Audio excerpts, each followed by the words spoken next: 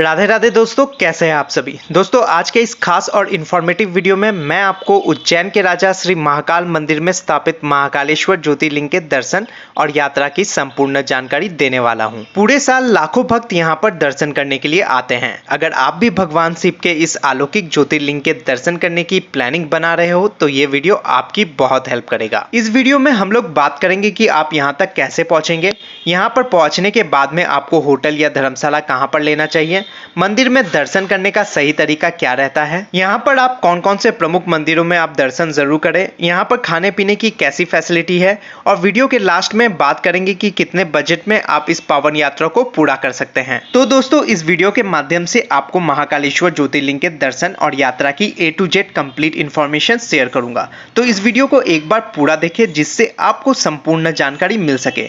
तो चलिए आज मेरे साथ घूमिए श्री महाकाल जी की नगरी उज्जैन में। दोस्तों कमेंट बॉक्स में जय श्री महाकाल और हर हर महादेव जरूर लिखें। भगवान शिव के 12 ज्योतिर्लिंगों में से एक महाकालेश्वर ज्योतिर्लिंग मध्य प्रदेश के उज्जैन में शिप्रा नदी के किनारे स्थित है। इस ज्योतिर्लिंग को सबसे शक्तिशाली ज्योतिर्लिंग माना जाता है। तो चलिए सबसे पहले बात करते हैं कि आप उज्जैन कैसे पहुंचेंगे। उज्जैन तक आप बस, ट्रेन, फ्लाइट, प्राइवेट कार हर तरीके से आ सकते हैं। सबसे पहले बात करते हैं ट्रेन की। अगर आप बाई ट्रेन आना चाहते हैं तो आपको सभी प्रमुख स्टेशनों से उज्जैन तक के लिए डायरेक्ट ट्रेन मिल जाएगी। ट्रेन का सफर सबसे अच्छा और सस्ता रहता है। उज्जैन रेलवे स्टेशन से महाकालेश्वर मंदिर की दूरी मात्र 2 किलोमीटर रह जाती है। रेलवे स्टेशन के बाहर से ही आपको ऑटो और ई रिक्शा मिल जाती है। मात्र 20 रुपये पर पर्सन का किराया देकर आप आराम से मंदिर तक पहुंच सकते हैं। वहीं अगर आप ई रिक्शा रिजर्व करना चाहते हैं तो मात्र 50 से 60 रुपये देकर आप आराम से मंदिर के पास तक पहुंच जाएंगे। वही दोस्तों बात करते हैं बस की। अगर आप अपने शहर से बस के माध्यम से यहां तक आना चाहते हैं तो रेलवे स्टेशन से कुछ ही दूरी पर बस स्टैंड बना हुआ है। अगर आपके शहर से डायरेक्ट बस यहां तक आती है तो आप आराम से बस के माध्यम से भी यहां तक आ सकते हैं। वही आप फ्लाइट के माध्यम से आना चाहते हैं तो उज्जैन का नज़दीकी एयरपोर्ट इंदौर में ही है। इंदौर से उज्जैन की दूरी मात्र 55 किलोमीटर तक की रह जाती है। इंदौर तक आप आराम से फ्लाइट के माध्यम से आ सकते हैं। फिर आप बस या टैक्सी के माध्यम से उज्जैन तक पहुंच सकते हैं। दोस्तों अगर आप अपनी पर्सनल कार से आना चाहते हैं तो यहां तक आने के लिए ये भी एक अच्छा ऑप्शन रहता है। मंदिर के 500 मीटर की रेंज में आपको बहुत सी पार्किंग फैसिलिटी भी मिल जाएंगी, जहां पर आप 150 रुपये से 200 रुपये का चार्ज देकर 24 घंटे के लिए अपनी कार को पार्क कर सकते हैं। तो मैंने आपको यहाँ पर सभी माध्यमों को बता दिया है। आपके लिए जो बेस्ट ऑप्शन रहता है उससे आप आ सकते हैं। दोस्तों मैंने इस यात्रा को ट्रेन से पूरा किया है। तो चलिए अब हम लोग आ चुके हैं उज्जैन। उज्जैन रेलवे स्टेशन के बाहर से ही ई रिक्शा लेकर अब हम लोग पहुंचेंगे महाकाल थाने के पीछे वाले रोड पर, जिसे सीढ़ियों वाला रास्ता भी बोलते हैं। यहाँ से कुछ सीढ़ियाँ चढ़ने के बाद में मात्र 100 मीटर की दूरी पर महाकाल मंदिर स्थित है। दोस्तों रुकने और खाने पीने के लिए ये बेस्ट ऑप्शन रहता है। यहाँ पर आपको बहुत से होटल और धर्मशालाएं मिल जाएंगे। होटल की रेट की बात करें तो आप यहाँ पर 1000 से 1200 रुपये में नॉन एसी रूम ले सकते हैं। वहीं एसी रूम आपको 1400 से 1500 रुपये में बहुत ही आराम से मिल जाते हैं। आप अगर डिलक्स होटल लेना चाहते हैं तो यहाँ पर बहुत ही अच्छे VIP होटल्स भी बने हुए हैं। वही बात धर्मशाला की करें तो यहाँ पर बहुत से धर्मशाला भी बने हुए हैं, जहाँ पर आप 500 से 600 रुपये में एक अच्छा सा रूम ले सकते हैं। दोस्तों यहाँ पर खाने पीने के लिए भी बहुत से ढाबे और रेस्टोरेंट बने हुए हैं, तो आपको इस लोकेशन पे होटल लेने से खाने पीने के लिए भी दूर जाना नहीं होगा। तो दोस्तों रुकने के लिए ये लोकेशन बेस्ट ऑप्शन रहता है। महाकाल मंदिर भी एकदम पास में है। साथ ही साथ आपको बहुत से होटल, खाने पीने के लिए बहुत से रेस्टोरेंट और कुछ ही दूर पर आपको पार्किंग की फैसिलिटी भी मिल जाती है।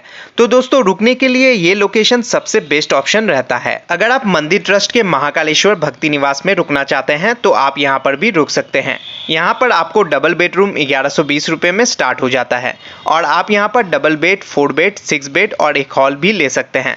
दोस्तों ये भक्ति निवास भारत माता मंदिर के पास में ही स्थित है, लेकिन इसकी बुकिंग आपको ऑनलाइन करनी रहती है, क्योंकि ऑफलाइन में आपको रूम मिलना थोड़ा मुश्किल हो जाता है, क्योंकि ज़्यादा भीड़ होने के कारण आपको रूम खाली नहीं मिलता है।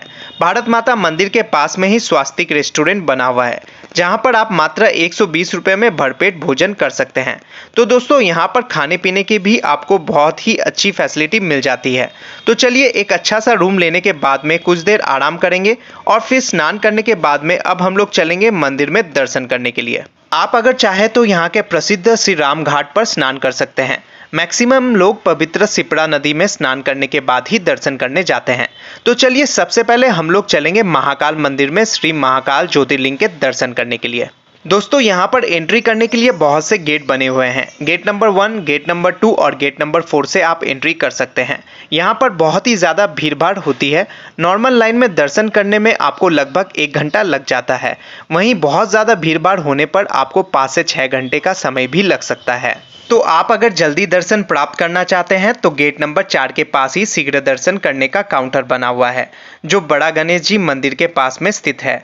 शीघ्र दर्शन के लिए 250 रुपये पर पर्सन का चार्ज देकर आप मात्र 10 से 15 मिनट में दर्शन प्राप्त कर सकते हैं। वहीं आप अगर गर्भगृह में दर्शन करना चाहते हैं तो इसके लिए आपको 750 रुपये पर पर्सन का चार्ज देना रहता है और आप धोती और गमछा पहनकर गर्भगृह में प्रवेश कर सकते हैं। धोती आपको इसी 750 रुपये में मिलती है जो यूज्ड रहती है। बाद में आपको ये धोती वापस करना रहता है। आप अगर चाहे तो अपने लिए नए धोती भी ले सकते हैं। वहीं दोस्तों आप अगर इस साल सावन में दर्शन करने आ रहे हैं तो आप गर्भगृह में दर्शन नहीं कर पाएंगे, क्योंकि पूरे सावन भर 2 महीने के लिए गर्भगृह में प्रवेश बंद कर दिया जाता है। आप सावन के बाद में फिर से गर्भगृह में प्रवेश कर आराम से भगवान जी के दर्शन कर सकते हैं। तो दोस्तों आप चाहे तो शीघ्र दर्शन कर सकते हैं गर्भगृह में जाकर, या आप नॉर्मल लाइन में लगकर महादेव जी का जयकारा लगाते हुए आगे बढ़ते रहे और महाकाल जी के अलौकिक दर्शन प्राप्त करके अपने जीवन को सफल बना सकते हैं। दोस्तों बहुत ही दिव्य और अद्भुत ज्योतिर्लिंग है। महादेव आपकी सभी मनोकामनाओं को जरूर पूरा करे। महाकाल मंदिर परिसर में बहुत से देवी देवताओं के मंदिर बने हुए हैं। आप आराम से यहाँ पर सभी देवी देवताओं का दर्शन करके फिर आप मंदिर के बाहर आ सकते हैं। मंदिर से बाहर आकर आप महाकाल लोक में भी घूम सकते हैं। भक्तजनों के लिए बहुत ही सुंदर और विशाल लोक बनाया गया है। महादेव जी के अनेक लीलाओं को मूर्तियों के माध्यम से दिखाया गया है। लेकिन दोस्तों मैं आपको एडवाइस करूंगा, अगर आप शाम को महाकाल लोक में घूमने आते हैं तो आपको बहुत ही ज्यादा अच्छा लगेगा। लाइट में ये महाकाल लोक एकदम स्वर्ग जैसा लगता है, तो आपको रात में यहाँ पर बहुत ही ज्यादा अच्छा लगेगा।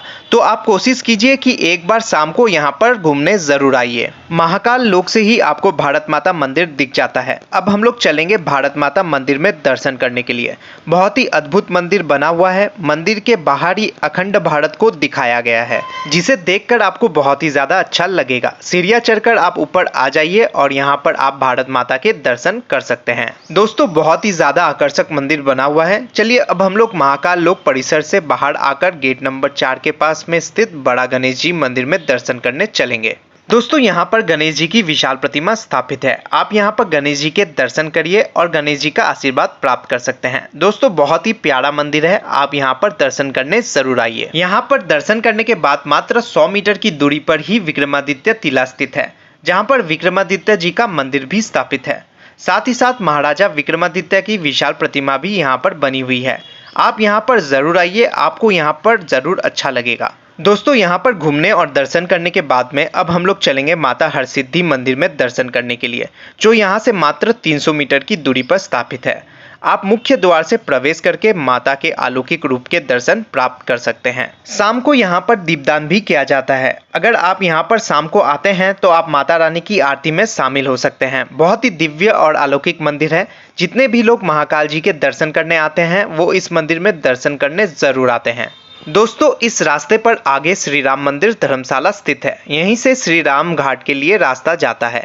तो चलिए अब हम लोग चलते हैं यहाँ के प्रसिद्ध श्री राम घाट पर शिप्रा नदी के दर्शन करने के लिए। दोस्तों घाट के किनारे बहुत ही प्राचीन मंदिर स्थापित है। आप यहाँ पर बैठकर माँ शिप्रा नदी को बहुत ही आराम से निहार सकते हैं। आपको यहाँ पर बहुत ही शांति मिलेगी। शिप्रा नदी के पवित्र जल में स्नान कर सकते हैं। आप यहाँ पर बोटिंग भी कर सकते हैं, जिसके लिए आपको 30 रुपये का चार्ज देना रहता है। आप बोट के माध्यम से शिप्रा नदी की प्यारी सी यात्रा कर सकते हैं। दोस्तों शाम को यहाँ पर आरती का आयोजन होता है। अगर आप शाम को आते हैं तो आप आरती में भी शामिल हो सकते हैं।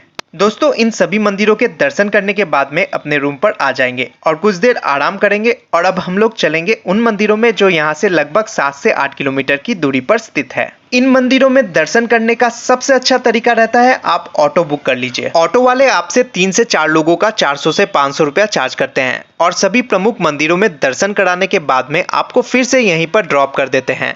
अब हम लोग चलेंगे उज्जैन के कोतवाल काल भैरव मंदिर में दर्शन करने के लिए। श्री महाकाल उज्जैन के राजा हैं और श्री काल भैरव उनके सेनापति। श्री काल भैरव मंदिर में बहुत ही ज्यादा भीड़ भाड़ होती है। यहाँ पर दर्शन करने में आपको 1 से 2 घंटे लग सकते हैं। अब हम लोग मंदिर में प्रवेश करेंगे और श्री काल भैरव जी के दर्शन करेंगे। यहाँ पर दीपदान की विशेष मान्यता होती है। आप अगर चाहे तो यहाँ पर दीपदान भी कर सकते हैं। दोस्तों यहाँ पर दर्शन करने के बाद में अब हम लोग चलेंगे गदकालिका जी के दर्शन करने के लिए। ये मंदिर भी बहुत ही ज़्यादा प्रसिद्ध है और अपने दिव्य शक्तियों के लिए जाना जाता है। यहाँ पर माता रानी जी के प्यारा सा दर्शन प्राप्त करेंगे और दोस्तों यहाँ पर दर्शन करने का विशेष फल मिलता है। आप अपने लिस्ट में इस मंदिर को जरूर शामिल करिए। दोस्तों बहुत ही अलौकिक मंदिर है, आप यहाँ पर दर्शन करने जरूर आइए। तो दोस्तों इन सभी प्रमुख मंदिरों में दर्शन करने के बाद में अब हम लोग वापस अपने होटल में आ जाएंगे। चलिए दोस्तों अब हम लोग बात करते हैं कि इन सभी मंदिरों को आप कितने दिनों में कवर कर लेंगे। अगर आप उज्जैन सुबह 7 से 8 बजे तक आ जाते हैं तो आप एक ही दिन में इन सभी मंदिरों को आराम से कवर कर लेंगे। अगर शाम की आपकी ट्रेन है तो आप शाम को आराम से वापसी भी कर सकते हैं। वहीं अगर आप दोपहर में या शाम को उज्जैन तक पहुंचते हैं तो शाम को आप सबसे पहले महाकाल जी के दर्शन प्राप्त कीजिए और फिर महाकाल लोक में घूम सकते हैं। फिर आप बड़ा गणेश जी, हरसिद्धि मंदिर, रामघाट इन सभी जगहों को कवर कर सकते हैं और फिर रात में आप अपने होटल में स्टे करिए और अगले दिन आप जो यहाँ पे 7 से 8 किलोमीटर की दूरी पर मंदिर स्थित है उन सभी को आराम से कवर कर सकते हैं और फिर आप दिन वाली या शाम वाली ट्रेन से अपने घर के लिए भी वापसी कर सकते हैं। दोस्तों आप अगर यहाँ से ओमकारेश्वर ज्योतिर्लिंग के दर्शन करना जाना चाहते हैं तो यहाँ पर आपको बस की फैसिलिटी भी मिल जाती है। बस वाले आपको सुबह 7 से 8 बजे ले जाते हैं और पूरे दिन आपको घुमाने के बाद में शाम को फिर से यहीं पर ड्रॉप कर देते हैं। बस वाले आपसे आने जाने का 350 रुपया चार्ज करते हैं। उज्जैन से ओमकारेश्वर ज्योतिर्लिंग की दूरी 140 किलोमीटर रहती है। तो आप ओमकारेश्वर ज्योतिर्लिंग के दर्शन करना चाहते हैं तो आप बड़े आराम से यहाँ से जा सकते हैं। चलिए अब हम लोग बात करते हैं सबसे ज़रूरी क्वेश्चन बजट की कि कितने बजट में आप इस पावन यात्रा को कंप्लीट कर लेंगे। दोस्तों मैं मान के चलता हूं कि आप 2 लोग कम से कम दर्शन करने यहां पर आएंगे ही। 2 लोगों में आपका होटल, ऑटो, ई रिक्शा का किराया डिवाइड हो जाता है। तो आप मान के चलिए 3000 से 4000 का बजट में इस पावन यात्रा को बहुत ही अच्छे तरीके से पूरा कर लेंगे। इस बजट में आपका ट्रेन का किराया, होटल का किराया, खाना पीना, ऑटो, ई रिक्शा का किराया और साथ में नॉर्मल खर्चा इंक्लूड है। वही दोस्तों अगर आप वीआईपी होटल लेते हैं, फ्लाइट से आते हैं, प्राइवेट टैक्सी करके इन सभी जगहों को घूमते हैं तो फिर आपका जैसा बजट हो आप आराम से इस पावन यात्रा को पूरा कर सकते हैं। तो दोस्तों यहाँ पर मैंने आपको उज्जैन की यात्रा और महाकालेश्वर ज्योतिर्लिंग के दर्शन की हर एक छोटी बड़ी जानकारी को बहुत ही अच्छे और सही तरीके से बताने की कोशिश की है। फिर भी आपके मन में कोई क्वेश्चन रह जाता है तो आप हमें कमेंट के माध्यम से पूछ सकते हैं और आपको ये वीडियो अच्छी लगी हो तो वीडियो को लाइक और शेयर ज़रूर करें और ऐसे ही ट्रैवलिंग बजट वीडियोस देखते रहने के लिए चैनल को सब्सक्राइब ज़रूर करें। आज के लिए इतना ही। राधे राधे।